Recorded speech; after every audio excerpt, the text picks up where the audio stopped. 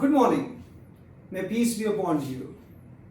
The today's lesson, which is very important, which I am touching upon, is curriculum basics, comprehending the concepts in understanding the curriculum.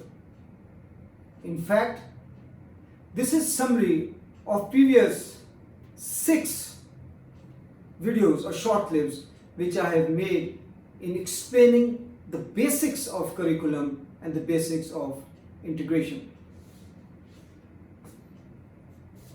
The concepts which are important that require understanding are integration, levels or steps of integration, Pakistan Medical Council guideline on curriculum, models of curriculum, and importantly, definition of the terms which are used to describe a curriculum, which are traditional, hybrid, then hybrid PBL, small group teaching, large group teaching, so on and so forth. Before that, it is important to understand that the human body, it consists of 9 systems: musculoskeletal, cardiovascular, respiratory, lymphatic, GIT, renal, so on and so forth. In a medical school in Pakistan, 14 subjects are taught. 5 subjects in the preclinical years, 1, 2, 3, and 8 subjects in the clinical years. 14 different subjects are used to teach 9 systems of human bodies and the diseases which affect them. Now there is a problem. The disease does not affect one system of a patient in isolation. There is no doubt about that. The teaching of knowledge of one subject in isolation does not cure a patient, because knowledge is not synthesized into the mind of a doctor. The solution is integration. That is why we are a great proponents of integration. Pakistan Medical Commission Guidelines 2021, which gives us a framework of curriculum in medical colleges.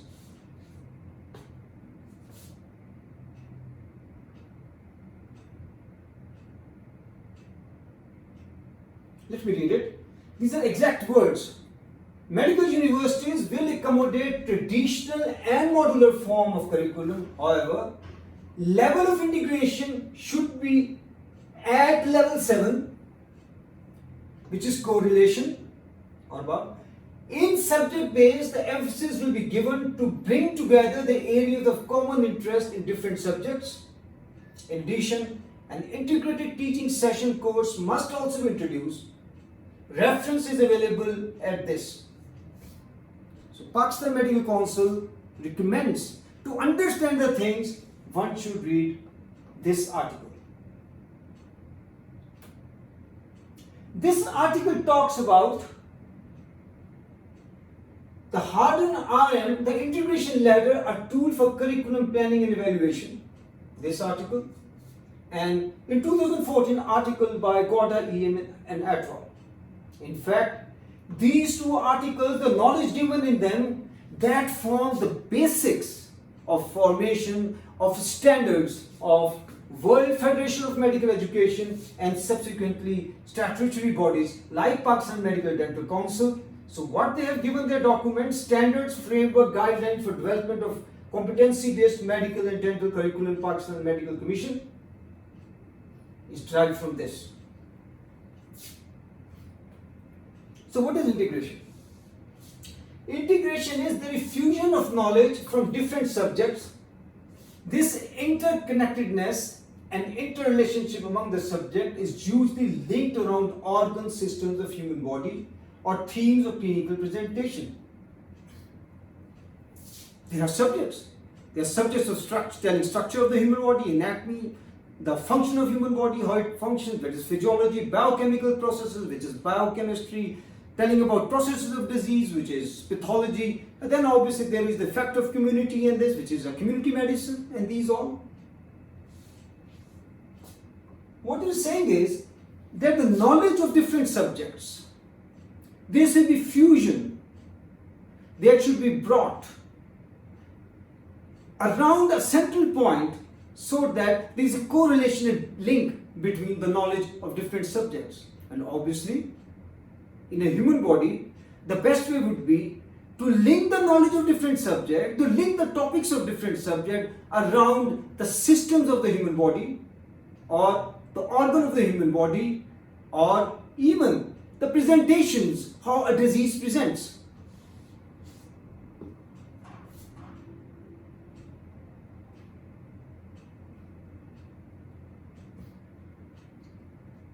Very interesting is, in the same article which Pakistan Medical Council recommended, there are certain conclusions drawn by Gowda and Atwa et al. And that stand very true. That is why there is confusion in the terms of curriculum in medical schools and integration. Integration in a curriculum is a complex process consisting of many interconnected parts or elements, and if you change one part in an element, it is bound to affect the other part because they are interconnected. Differentially understood by those involved in developing curriculum, teaching and administration. That is why there is a need to clear the concepts, and that is the basis of this lesson also.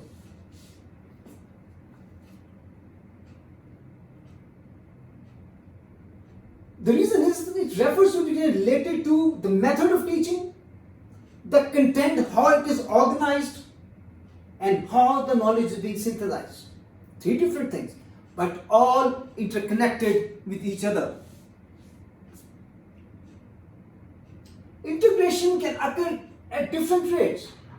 Then, some subjects can be integrated more easily than the other. For example, it will be difficult to integrate forensic medicine with other as compared to other subjects being integrated together.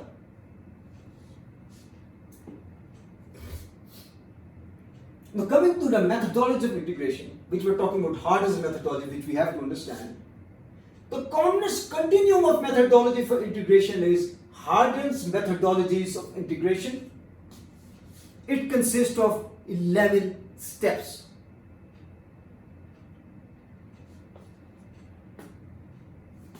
Before coming to that, the strategies which promote integrations, they are related to timetable adjustment, number of students being taught at one point, and the method of teaching being used. Now, there are three different things. This is being related to content, this is related to number of students, this is being related to instruction methodology, as were referred by Gowda, and they all are interconnected. In timetable, topics linking together. You take a timetable, and let us say at this point of time, if there is a module of cardiovascular student teaching heart, so therefore the topics of anatomy related to structure, they are being taught. How the heart functions, that is being taught. What is the effect of the environment, that is being taught. What are the diseases, that is being touched upon or taught, and so on and so forth. At the same time, in the concurrent week. This is going to promote integration, number of students. It could be a small group teaching and large group teaching. Small group teaching is done when the number of students being taught at one point in one setting are around about 15, or maximum 20. A large group teaching is when 150 students are sitting in one place and then they are being taught. Obviously, if students are taught in small group, that promotes integration. Methods of teaching. There are certain methods of teaching which promote integration, especially if they are practiced in a small group format, like problem-based learning, which is always done in a small group teaching, clinico-pathological conference, case-based learning, and so on and so forth.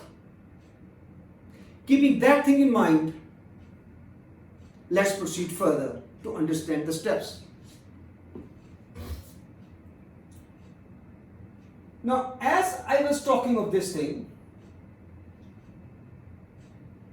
there's a basic difference between small group teaching and large group teaching. Let me clarify to give you a concept. For example, if we want to teach one topic of student, maybe in which there is fusion of knowledge, which is integration, if that is done to 150 students in a large group like a lecture, then you will need, or we will need, one faculty member and 1.5 to 1 hour time.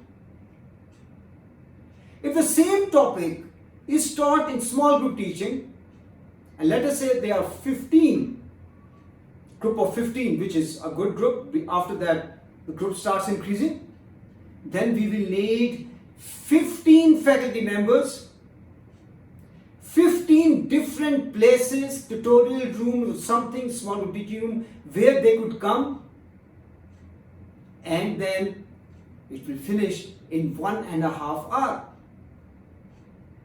Getting it further, in small group teaching, if we are going to use problem-based learning, then again we will need 15 settings, 15 faculty members, and the same topic will be taught not in 1.5 hours, but that will be taught in 3.5 to 4 hours. By the way, teaching and learning is synonymous, or it will be learned, whatever the way we want to look at it. Keeping that thing in mind, this is a dilemma of a college.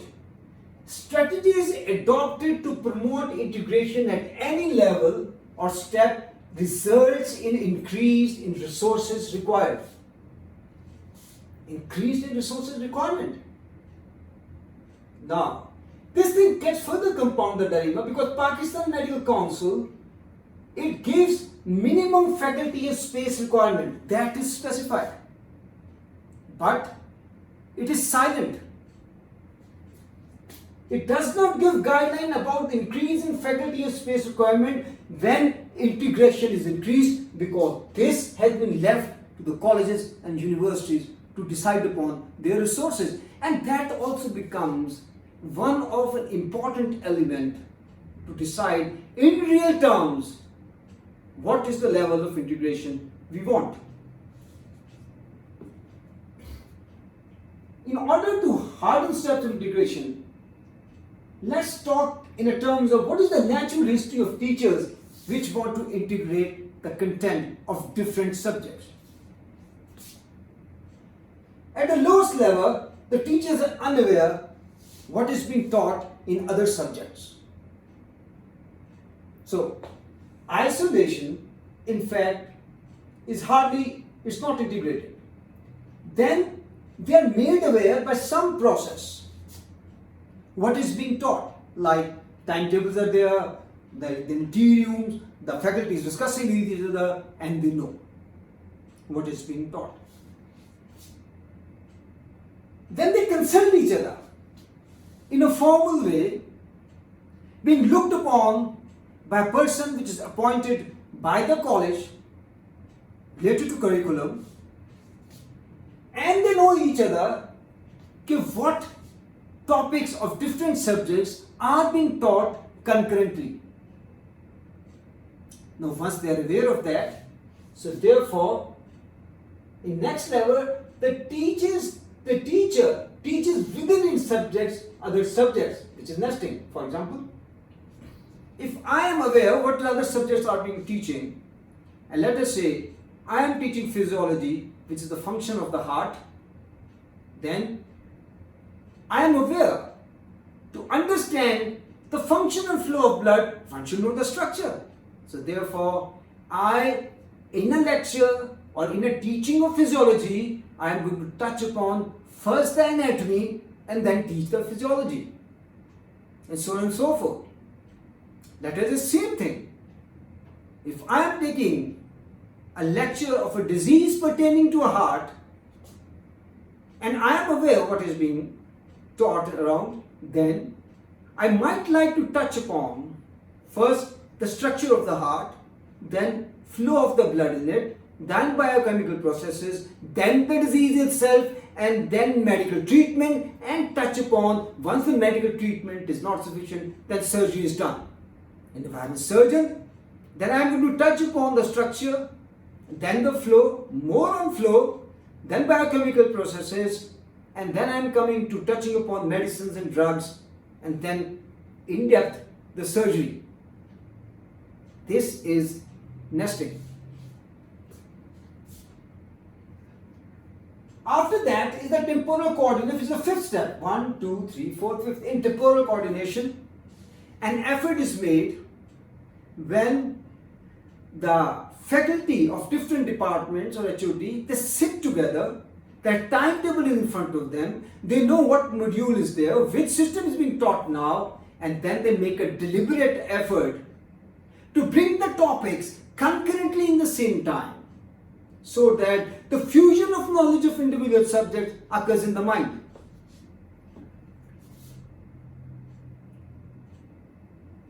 After that, in addition to this, an integrated teaching session or course are planned. For example, just to give you an example, let us say in 3 weeks we have touched upon an organ, heart and cardiovascular module, and the subjects have been connected in a timetable together. Then at the end, then we hold a teaching session like a patient with heart attack. Now that's a problem. So students, when they are going to solve this problem, understand this problem, then what they have read in last 2 weeks, they are going to synthesize and fuse the knowledge of different subjects together. That is problem-based learning, one of the methods of integration. This is the 7th level of integration which Pakistan and Medical Council desire, irrespective of what type of curriculum it is modular, non-modular, traditional, or whatever it is, it should achieve integration. Beyond that is that integrated sessions represent a major feature with integrated exams, which is complementary after 7th. It means this thing. Let us say, if the curriculum is of 1000 hours, then obviously 1000 hour teaching is this, and this teaching is being done with a method of teaching. In complementary,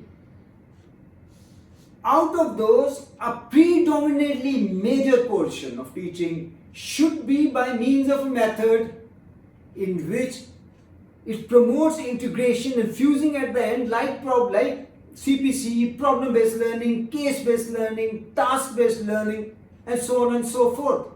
And more importantly, an integrated exams, then that is called as level 8. Very, very resource extensive, and there are issues because the result which is asked by Pakistan Medical Dental Council is subject based. And after that, bringing together a number of subjects in a single course, usually around a theme, is where the boundaries of subjects are lost.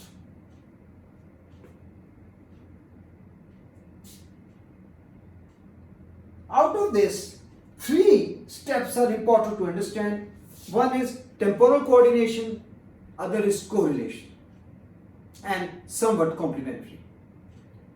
What you're reading now are exact words of Harden, because it is important to understand the concept of integration, not what I think being a medical educationist, or not one perceives being a person or faculty very senior or someone else.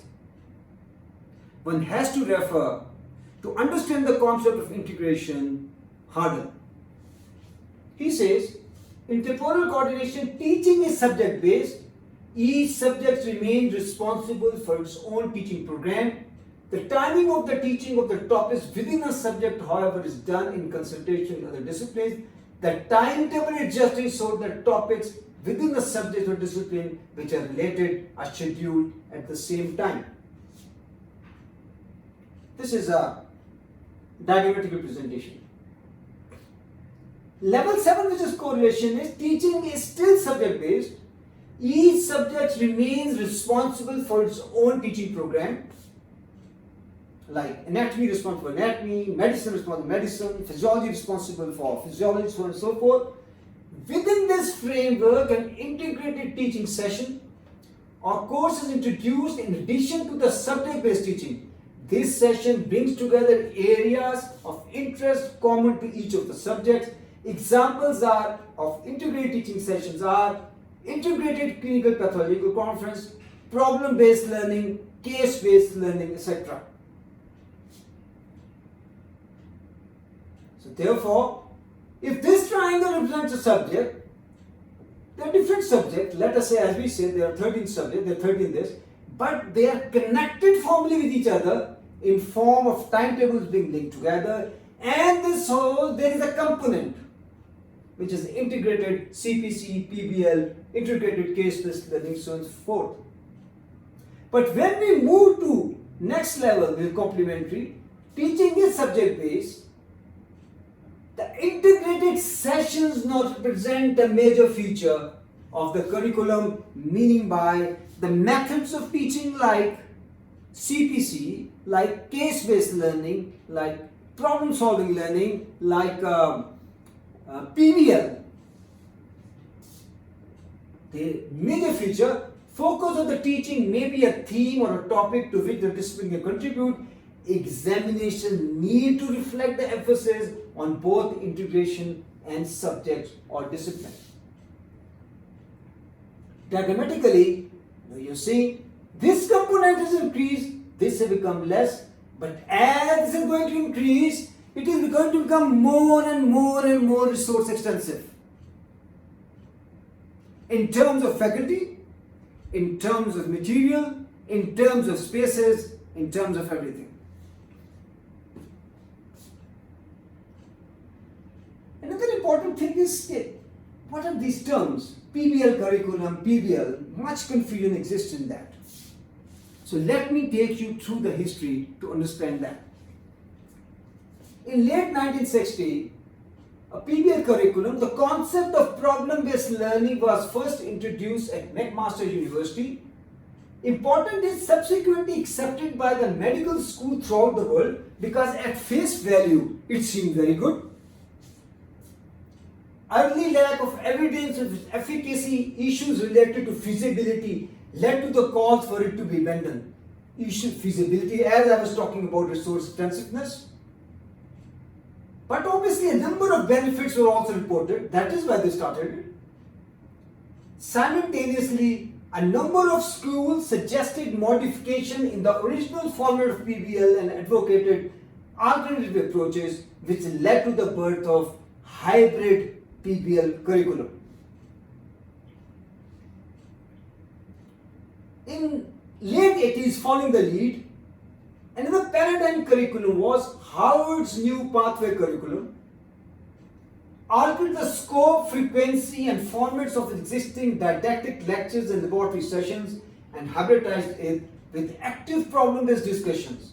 The new pathway Harvard curriculum hybridization aims to innovate without sacrificing the best of the old.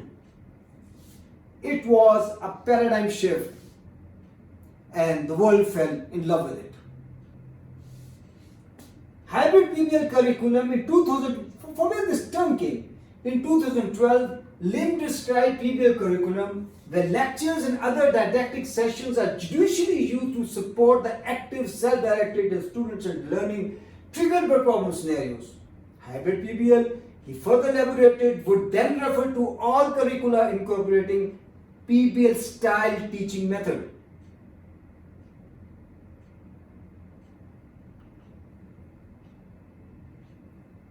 PBL is a specific teaching method. Problem-based learning is not a learning in which you simply are problem forms the basis of learning. That could be problem-solving learning. But in problem-based learning, the basis of learning is the clinical problem, but the format of teaching or the teaching session is specific according to steps.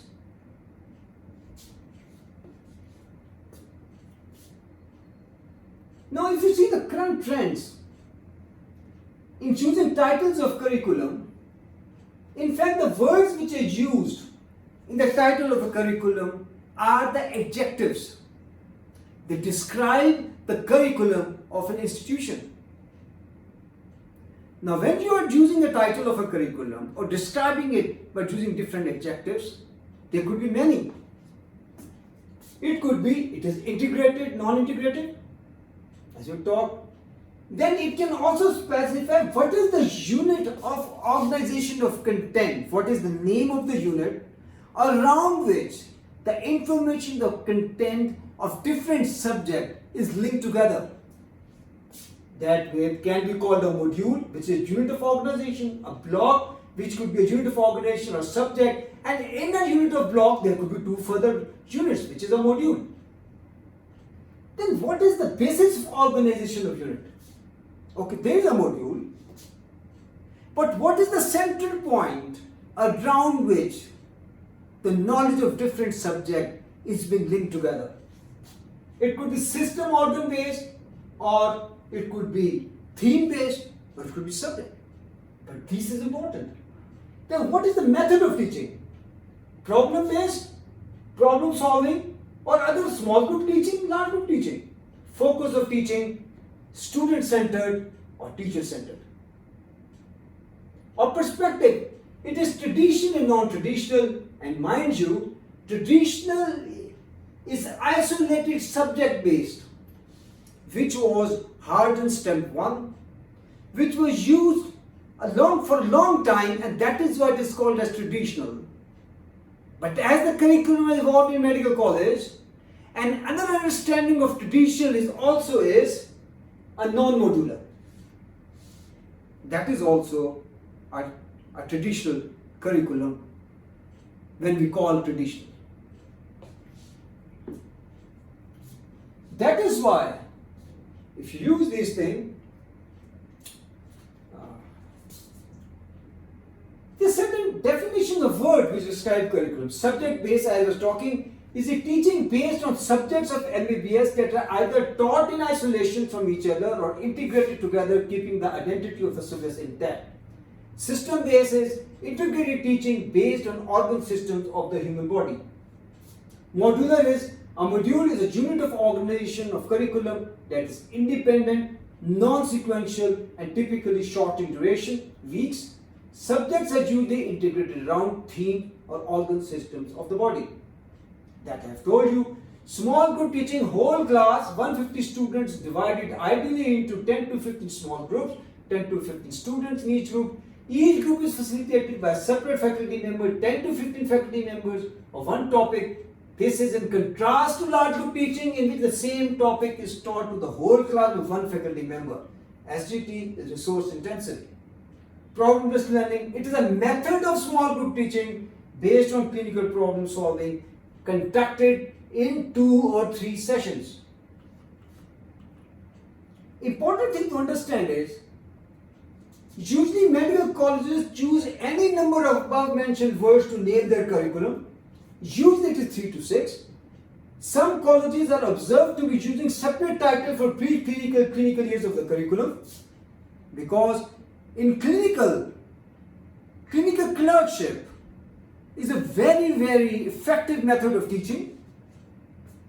Hybrid refers to all curricula incorporating PBL style teaching method.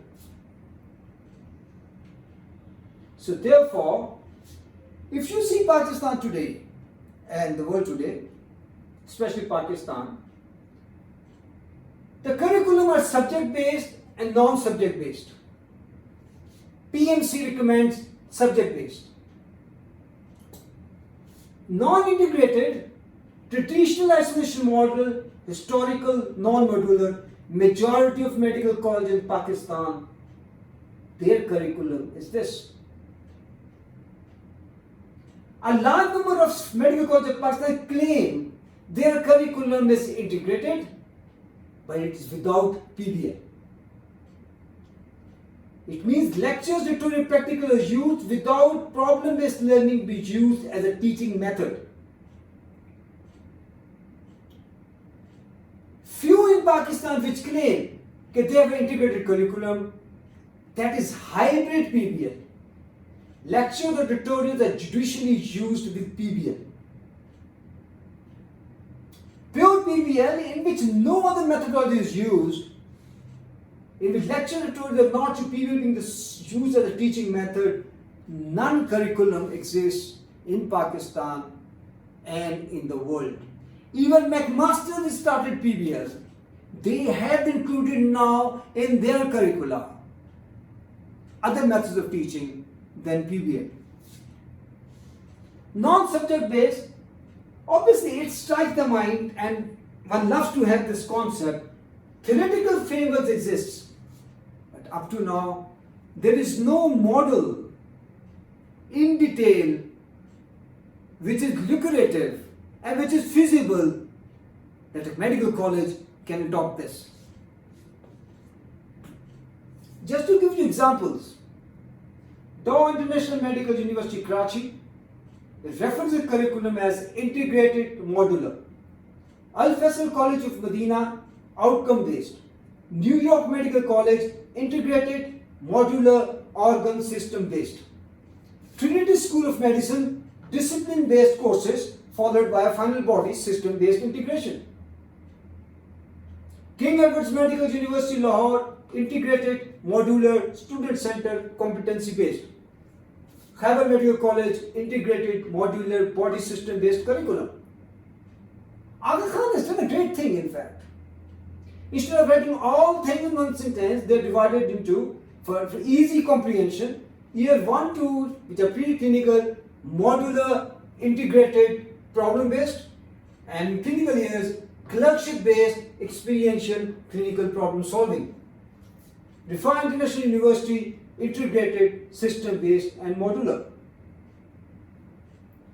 Now, if I have to describe a curriculum of Fardoor University Medical College using the terminology which is used in the world, then a comprehensive way would be, in preclinical years, the curriculum is subject based, integrated, modular, hybrid, problem based learning, because all colleges, one of the few colleges in Pakistan which in fact is using problem based learning in its true spirit as a method of teaching. In clinical years, it is clerkship based, community oriented, experiential, clinical problem solving. I hope this lesson helps in understanding or bringing a common understanding between us about curriculum.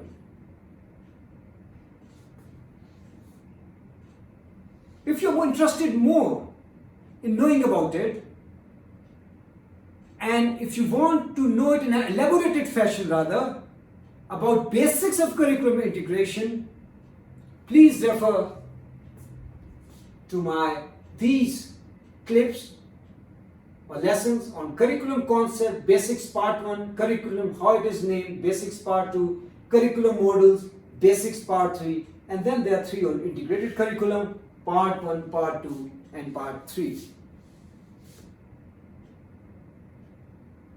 So enjoy yourself, have a good day, thank you very much.